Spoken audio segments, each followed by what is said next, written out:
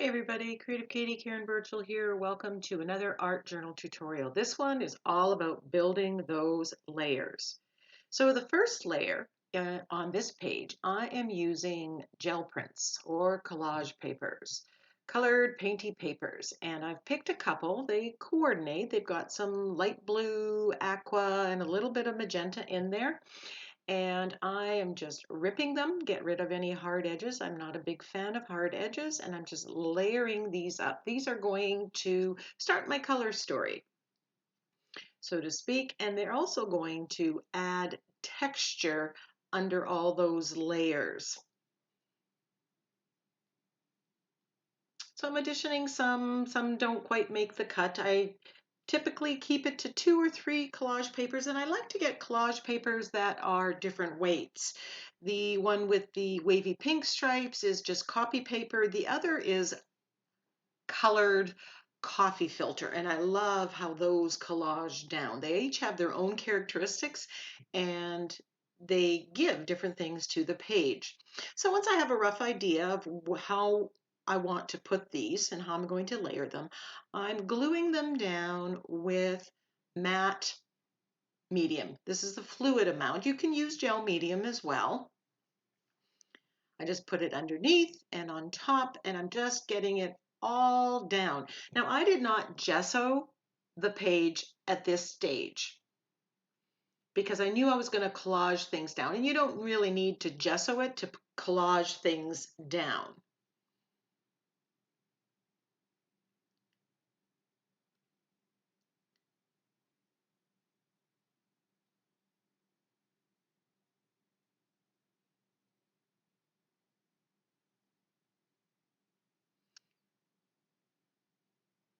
I like the different edges, the different textures that the paper gives. This is a great quick way to get color down. Now I'm using colors that are next to each other on the color wheel, and I know they're going to work well together, but this is also a great way of putting down collage papers that may make mud, but because you're putting them in the paper form, they're not mixing, and you're going to keep both of those colors pure and you're not going to make mud. If that makes sense?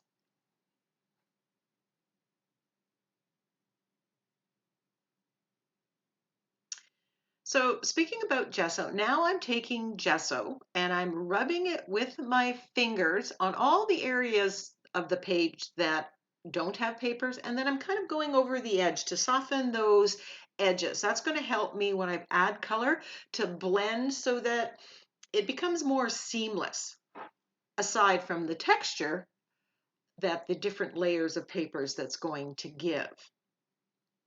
This helps meld everything together, all the collage papers that you have. It also kind of pushes it to the back, softens those harsh edges, and it's going to allow me to do a technique where you need gesso underneath in order to do it.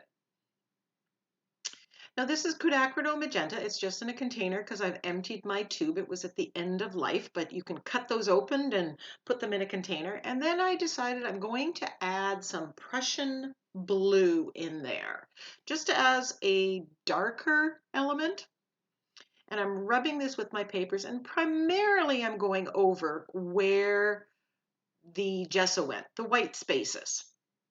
But if it overlaps a little bit onto my collage papers, I'm okay with that because this is all going to be part of the background. Where I mix that magenta and the Prussian blue, it makes this beautiful purple, so I'm adding that other color. And I showed you the color wheel. The colors that I'm using on here are all next to each other on the color wheel. Those are analogous colors, and they will work well together. So if you're wondering, grab out your color wheel. If they're next to each other in the color wheel, they're going to look great on a page. So I'm just rubbing those in, and I'm working rather quickly because I want to do the next technique.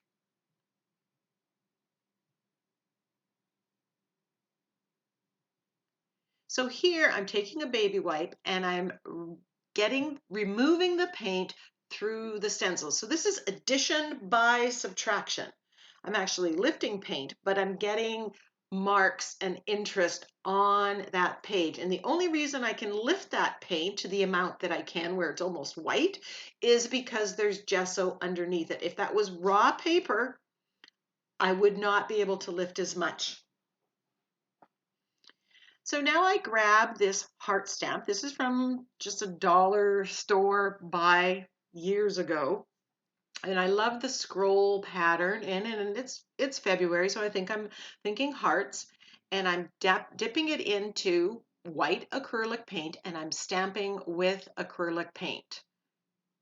Remember, I'm making a background. These aren't going to be focal images,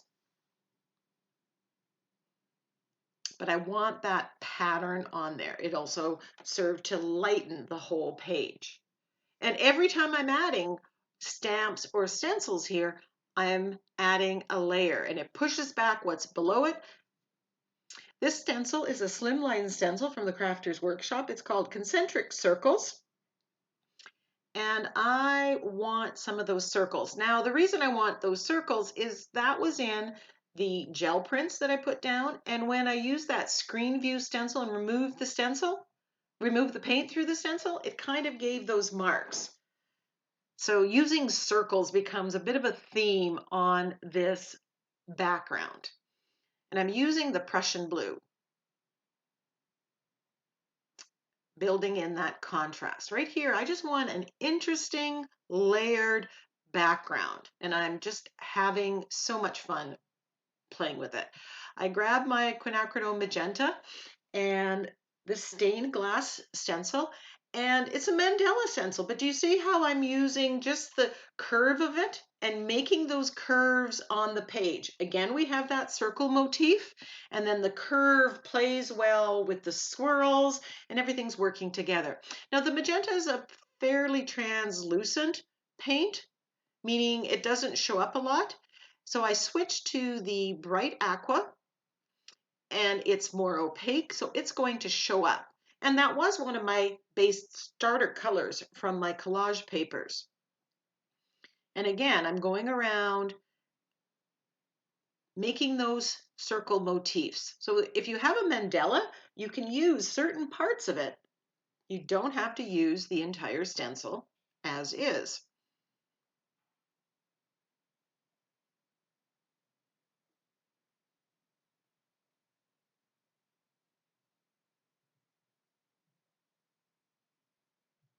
How do I know when I'm done? It's just when I'm happy with what looks. If I'm not happy, I'm going to continue to layer stencils and pattern. Here I grab a different part of that stencil. Again, there's a circle motif in it, although there is a triangle. And I'm doing with white just to brighten it up again. So I'm using the same colors with white just to make a beautifully interesting patterned background.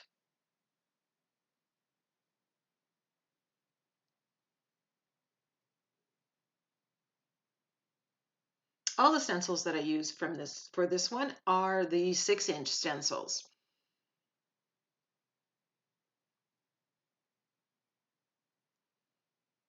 I want to bring back some of those dark Prussian blue dots.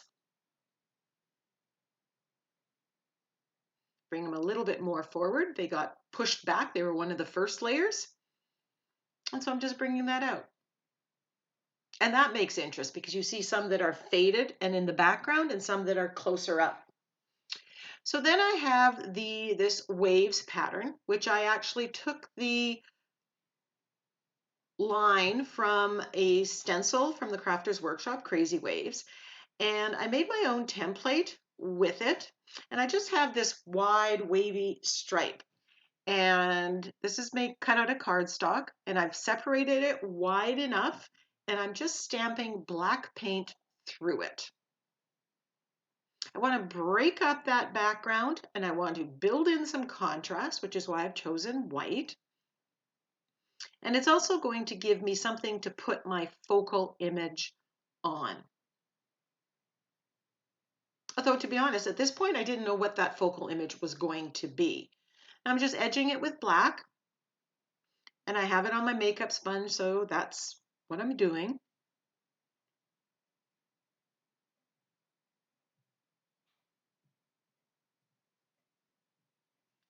Now this is an indigo blue stamp called Poppycock, and I have them stamped out in my stash. When I was doing another project, I just stamp out more and I throw them in my stash. So I cut them out and I decided I'm going to put 3 odds.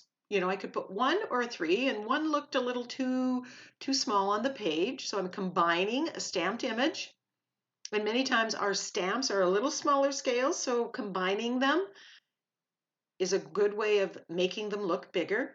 And then I stamped out the words love wins using my blocks just to get the spacing. I'm spreading out the white acrylic paint and I am going to stamp the phrase love wins with my wooden blocks, letter blocks. Then I have a baby wipe off to the side and I'm cleaning the paint off of them.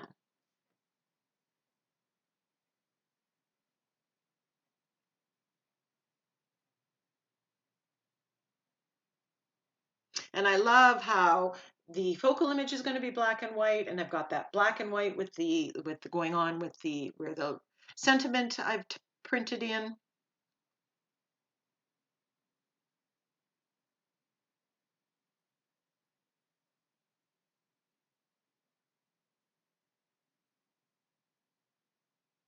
And because of the wave, the letters don't have to be perfectly straight. So it's very forgiving. I didn't glue the flowers on first because just in case I needed a little extra room to accommodate the letters. So right here, I'm going to end up moving those flowers over a little bit. So the flowers are on a little heavier paper, so I'm using gel medium. Again, it's the matte finish, and I'm putting it under and on top. The gel medium goes on kind of cloudy, but it dries perfectly clear. It also seals the paper and turns it into a non-porous surface, which helps when I'm shading later on.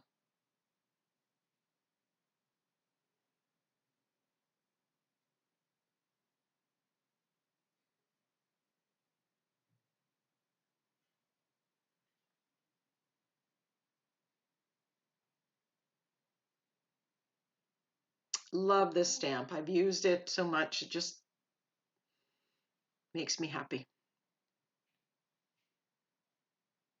Cleaning off the gel medium before I put it in the water. Now I'm going to shade around the black. This just adds that finishing detail. You could skip this step, but I love doing the shading. I really think it bumps it up, and I'm using my floating acrylic technique, and I'm going to do that around the flowers as well. You could use charcoal pencil or Stabilo all pencil. I prefer using the floating acrylic technique because it's permanent when it dries. And if this was on a canvas and I wanted to varnish it, that would be important because the varnish will be wet unless you use a spray varnish.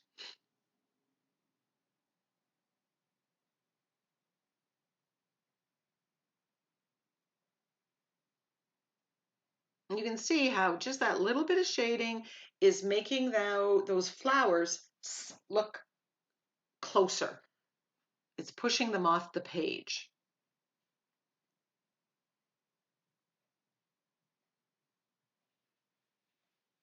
Just adding a little bit more shading in here just to, sometimes when I stamp, I don't get it perfectly opaque black.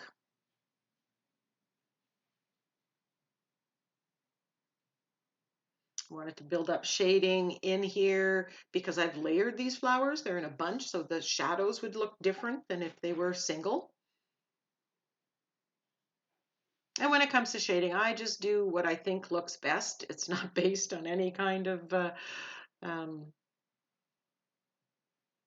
understanding of where the light's coming from. I just kind of go with what I like.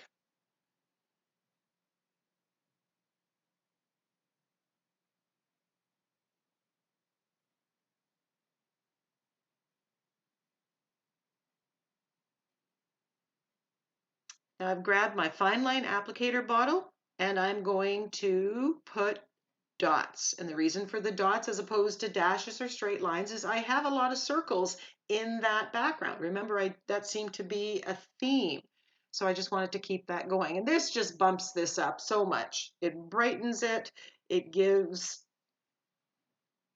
such great contrast and just ties everything on the page together.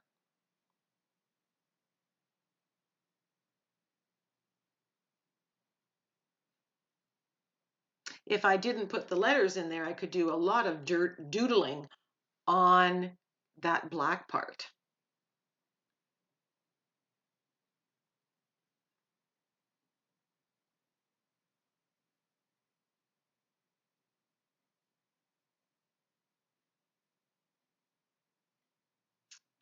I've recently released a video where I've talked about the basic art journal supplies. So if you're a beginner or even if you're not, that may be a video you want to check out.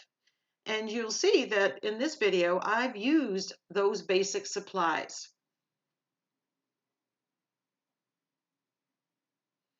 And I decide I'm going to do the dots all around the edge of the page, just to tie it all in. And there we have the finished page. I absolutely love it. And I hope you do too. The background, there's so many layers, so much interest, so much going on. Using the black and white focal image makes it really stand out. So to recap, we use collaged gel prints and collage papers. We ripped them and that became the first layer that determined our color story. We use an analogous color story, which are colors next to each other on the color wheel. Those, when you mix them wet on wet, they're not going to make mud and they are going to look very pleasing on a page. We applied colors using block and blend, wet on wet. Then I did the technique of removing paint through the stencil. And that worked because we had put some gesso on the raw page. We did some stamping with acrylic paint and we did stenciling, lots of layers of stamping and stenciling that just made this background so special. We collaged the focal image by combining multiple stamps of the same image. We added a sentiment by using wooden letter stamps. And we shaded our focal image as well as the wave. And then we did some doodling with the fine line applicator. Thank you so much for joining me. I hope you give something like this a try. Use your favorite colors and see what you come up with. Until next time, go get creative.